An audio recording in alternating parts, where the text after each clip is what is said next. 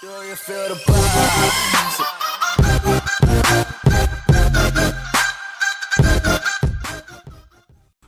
What's up, YouTube? It's Carolina Calvin coming back to you with another video, and welcome to my NFL 2017 Week 10 picks. Now, Week 9, I didn't actually do a video. I posted those on Twitter, had it pinned on my Twitter. I went 10-3. There were 6 teams that had byes, so those 3 games that didn't happen. Starting this week, of course, Thursday night game, Seattle Seahawks went to Arizona to play the Cardinals. Seattle ended up picking up the win. I picked Seattle. They lost Richard Sherman, which was huge and definitely is going to have an impact throughout, the rest of the season because he's pretty much out for the season. So we'll have to see how my picks are affected by that. But Seattle ended up picking up the win. Of course, I picked Seattle. So I'm starting out Week 10, 1-0. Now I'm going to kind of go through these picks a little bit quicker, as quick as I can. I always tend to ramble, kind of like I'm doing right now. But starting Sunday, New Orleans Saints head to Buffalo to play the Bills. Saints have been playing really good football. Outside of dropping their first 2 to the Vikings opening night and the Patriots the next week, they played great. The defense has stepped up. They've been able to get stops. They've been able to get turnovers. And you still got Drew Brees on your offense. And a running game that's been playing much better after you got rid of Adrian Peterson. Buffalo, tough loss.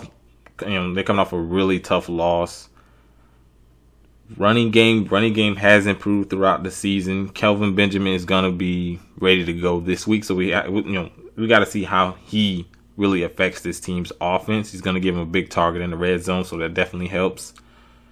Defensively, Buffalo's been getting a lot of turnovers. Last week didn't really play that well, but it was a division game. But I got New Orleans winning this one. I think they're on a roll. Offensively, are they as good as they've been in the past? No, but defensively, they haven't been.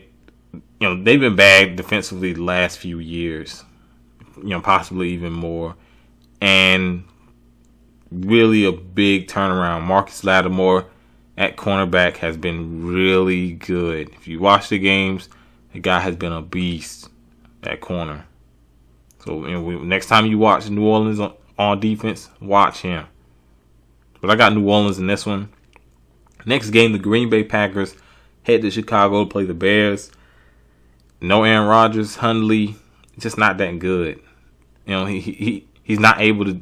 Obviously, he's not able to do the stuff Aaron Rodgers could do. And you see how much Aaron Rodgers really had on his plate and how much this team really relied on what he's able to do. Even the defense. Defense is not very good. Matthew Stafford was making all the throws against them. Against the Bears, they can stay in this game because Chicago's offensive line is garbage. Trubisky's been under pressure so much this season. The receivers can't get open. That's just gonna make it worse for your young quarterback. Jordan Howard has been a beast. And the thing about the offensive line for Chicago, they do a good job of run blocking. Pass blocking is a whole nother story. But I have Chicago winning at home. It's a division rival. Honestly, just for the fans, Chicago can't afford to lose this one because Bruce Blitz, good friend of mine. I'm pretty sure Hundley at quarterback, he wouldn't be too happy if his Bears dropped this game. So I'm gonna go with the Bears on that one. Next game, Cleveland Browns head to Detroit to play. I'm not picking fucking Cleveland. Bunch of bums. Give me the Lions. Next game, Cincinnati Bengals head to Tennessee to play the Titans. The Bengals have a lot of talent. But over the last few years, Eifert, of course, not playing this season. The regression of the offensive line, the regression of the defense. Andy Dalton, he's a solid quarterback. But you can see as these things diminish, he's really not able to pick up the slack, at least on the offensive end. Running game hasn't been as good. And, of course, that's a product of the regression of the offensive line. And, you still got AJ Green. Still going to go out there and make plays. You saw last week, the big thing coming from that game was the fight with Jalen Ramsey, puts him in a chokehold. I don't think he's suspended. They didn't suspend either one of those guys for that. But I got Tennessee. Mariota, I think, is kind of underrated. He makes some really nice throws. Strength of that team is the running game. The defense looked better for Tennessee. But I think Tennessee wins in a close game. They're still not really pulling away from teams. Despite, you'll look at the box score and they'll be really dominant. They've just not been able to pull away from games. Pull away on teams in games. Next game, the Pittsburgh Steelers head to Indianapolis to play the Colts. Colts picked up the win against the Deshaun Watson-less Houston Texans team. Even then, the Texans were still in it. Pittsburgh's defense has been really good. They're top 5 in terms of passing yards allowed. TJ Watt's been great. Secondary, that was a big question mark coming into the season. When we're in week 10, they're still really good. Le'Veon Bell, looking at the offense, Ben Roethlisberger, he's just not as good as he was anymore. He's putting up one of his worst seasons of his entire career. You don't expect him to get better. He's a guy who can still make all the throws, but to be consistent, you just don't expect him to be. Le'Veon Bell's a beast.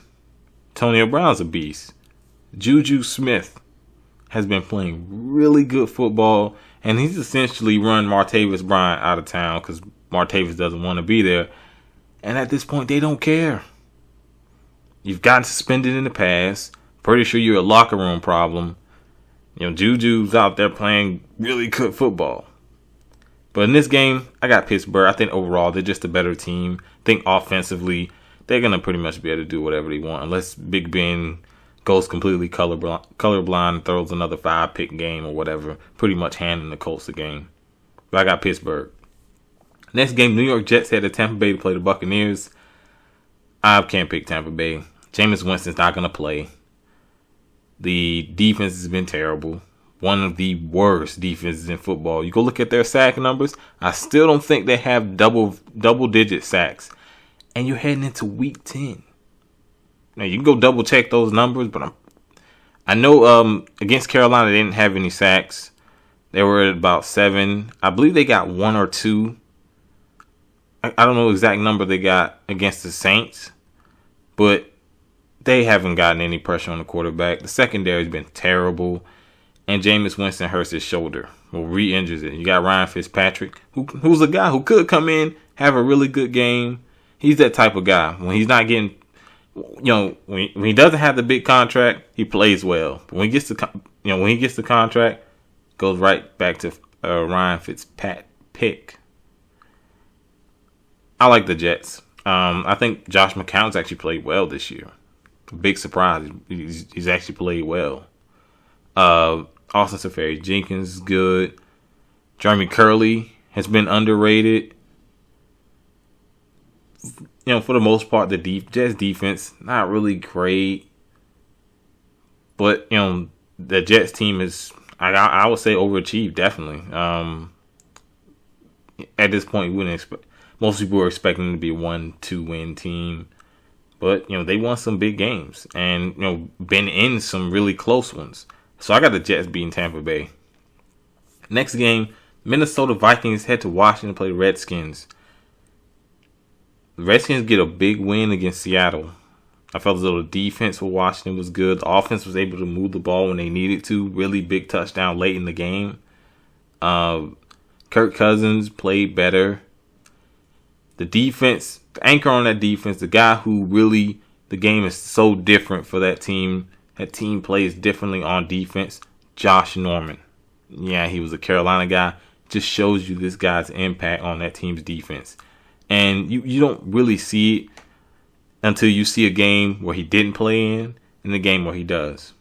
And you really see the difference, not only with his play on the field, but he really changes the team's mindset on defense. You just see it. And speaking of production, he's been really shutting down whichever receiver he's guarded. Minnesota's one of the top defenses. big issue is still the offense. Offensive line's done a better job of blocking. You just can't trust Case Keenum at this point. Bradford, Bridgewater, they're not ready to go. So can you really trust Case Keenum? I feel as though the defense can win them this game. So I'm going to stick with Minnesota in this one. Next game, Los Angeles Chargers head to Jacksonville to play the Jaguars. The Chargers, Phillip Rivers, hit or miss. He's had some good games. He's had some bad games. The defense, Melvin Ingram, Joey Bosa, those guys have been beasts this year. Been absolute beasts. And they could be the guys who could really make an impact, cause some turnovers. Blake Bortles, he's a guy who can turn the ball over, despite him playing better this season and really not throwing the games away. And making some nice throws down the field. Jacksonville, Super Bowl level defense. That defense could win them a Super Bowl as long as the offense, can play solid. I still like Jacksonville. I like Jacksonville in this game. I think they'll really be able to get pressure on Phillip Rivers. They're one of the top sack teams in football. I like Jacksonville. Next game, Houston Texans head to Los Angeles to play the Rams. There's no way I could pick the Texans with Tom Savage at quarterback. There's no way. Man, I thought he played okay. He kept him, but you lost to the Colts, man. And you're coming off a game where your quarterback put up all those points. When Deshaun Watson played against Seattle, he put up 40 points on that defense. And you bring in Tom Savage, of course, it's unfortunate. Deshaun Watson tore his ACL, so, that's unfortunate. But can't really trust him. I like the Rams. Jared Goff, defense has played well. Todd Gurley has been an animal. I like the Rams in this one. Next game, the Dallas Cowboys head to Atlanta to play the Falcons. Dallas, I see one thing. No Ezekiel Elliott. The on and off suspension thing kind of finally caught up with him. He's not going to play in this game. He's been the offense. Dak Prescott's been okay. The offensive line, they've been good, but definitely not as good as they have been in the last couple of years. So I like Atlanta in this one. I like Atlanta. Way too much talent to be playing as bad, be playing as poorly as they have in the offense. That offensive coordinator. Next time if you got Game Pass and you've been watching the Falcons games, just go back and really, really look at it and look at the play calling, which is not hard to see, but just look at the play calling. I already pointed out the Patriots game. That's probably the most, because that was like a nationally televised game. That is probably the biggest example of how garbage the offensive coordinator is for the Atlanta Falcons. Got all that talent. Mohamed Sanu, Tevin Coleman, Devontae Freeman, Julio Jones. You got that much talent. And your offensive line's very versatile offensive line in terms of running and pass blocking. You got Matt Ryan, last year's MVP. And you're 500? What's going on? But I like Atlanta to win this game because Dallas doesn't have Zeke. Next game, this last of the 4 o'clock games. New York Giants head to San Francisco to play the 49ers. This may surprise you, but I'm going to pick the 49ers to win their first game. Hey, I find it hard. The Giants are the more talented team, at least overall, even despite the injuries. And that's the 49ers are in rebuild mode. Jimmy Garoppolo, I believe, is going to play. I believe he's going to be the starter. But the Giants quit on their coach. And you got guys making that much money. You got fans buying season tickets. And you can't go out there and play. You can't, you're leaving practice. You're not putting a bunch of effort out there. Yeah, your team's not winning. So what? So what? You're going out there. You're getting paid. Go out there and play. You're healthy. So, no, I'm not picking a team like that quits. Give me the 49ers. The Sunday night game, the New England Patriots head to Denver to play the Broncos. Brock Osweiler is the starting quarterback for the Denver Broncos. Say no more. Give me the Patriots. Defenses play better. Still got Tom Brady, got Gronk, Amendola. The running backs that played Deion Lewis, James White. These guys are very reliable as pass catchers and runners. Gillislee, another good runner. So, you got the running back by committee. You got Tom Brady. Defense playing better. Denver on the other end, going in the complete opposite way. Quarterback issues. Trevor Siemian was a complete bust for them this season. He got benched. They brought back Brock Osweiler to be the second string guy. He's the first string guy now. He's terrible. That's the reason they got rid of him before. So, yeah, there's no way I'm picking Denver. Yeah, it's tough to play in Denver, but when you're playing like that, it just makes it hard for me to pick them. Give me New England. And the Monday night game, Miami Dolphins head to Carolina to play the Panthers. Now, Greg Olsen isn't going to be back till after next week's bye, so he's not going to be in this game. And the Panthers' offense has struggled. If you've seen it throughout the season, Kelvin Benjamin or not, they've struggled. And they definitely struggled against the Falcons. The passing attack struggled. The running game was good. Cam Newton did a good job running the ball. Jonathan Stewart was a bum. Christian McCaffrey was really good in the run game. Defense, one of the top defenses in football. They were out there making plays. I'm going to pick Carolina. Miami, obviously, are better with Jay Cutler. I mean, Matt Moore's a bum. I can see Ndamukong Suh, Cameron Wake getting pressure on Cam Newton. That could definitely be an issue just because Carolina's offensive line isn't great. Carolina's receivers aren't great. He's going to have to hold the ball a little bit longer for these guys to get uncovered. That's only inviting pass rushers to get extra time to get to your quarterback. But, before I finish, there are 4 teams with byes.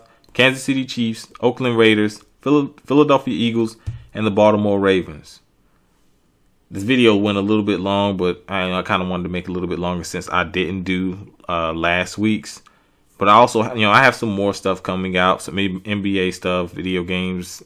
Usually I do all that. I know I haven't done a video in the last few days, but of course I'm gonna get back to them. If you like this video, hit that thumbs up button and subscribe. Thanks for watching.